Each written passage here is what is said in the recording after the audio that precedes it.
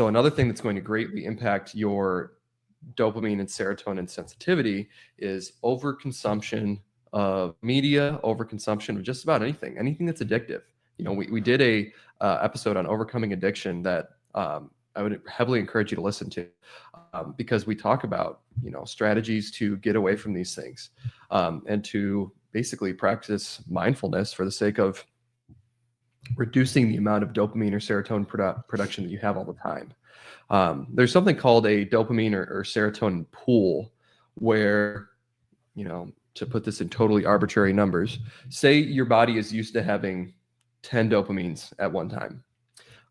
It break down 10 at a time. It can produce 10 at a time. Say the average level that you have is 10 though. So say you have some sort of really, really a good thing happen to you. Somebody gives you a gift, or you have a really good meal, or you had a great workout or something. If you can produce 10 dopamines at one time as a kind of like a feel good boost to all those endorphins that make you feel good after accomplishing something or experiencing something good, that's 100% increase from your 10%, or I'm sorry, your 10 to your 20 that are now there. So you're going to have a significant change there. However, if you are repetitively seeking out these fulfilling, if you're watching the video, I have air quotes out here, fulfilling activities, like doom scrolling or overconsumption of things like soda, junk food, I guess falsely fulfilling things, you'll get to where you have way too many dopamines or serotonin, molecules circulating too much.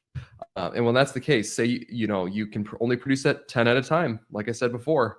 So if you have 100 dopamine or 100 serotonin and you can only produce 10 in relative to the same stimulus that you got before, like with a good workout or good meal, whatever, that's only a 10% increase. And so you go from 100 to 110. And so your body is not going to have that same feeling of accomplishment or fulfillment, or you're not going to be excited or happy with that stuff.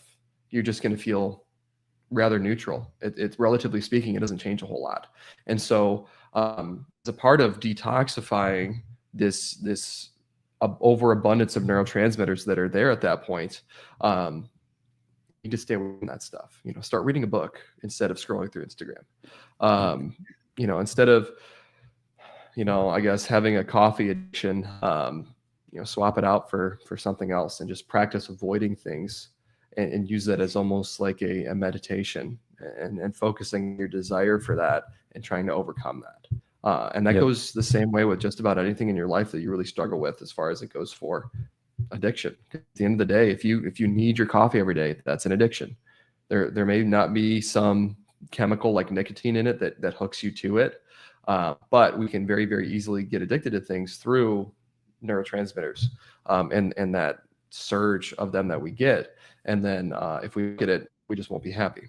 So that's kind of the next step with things, is just almost like a mindfulness thing. Be aware of the things that make you feel that way, and these habits that you're doing, and stay away.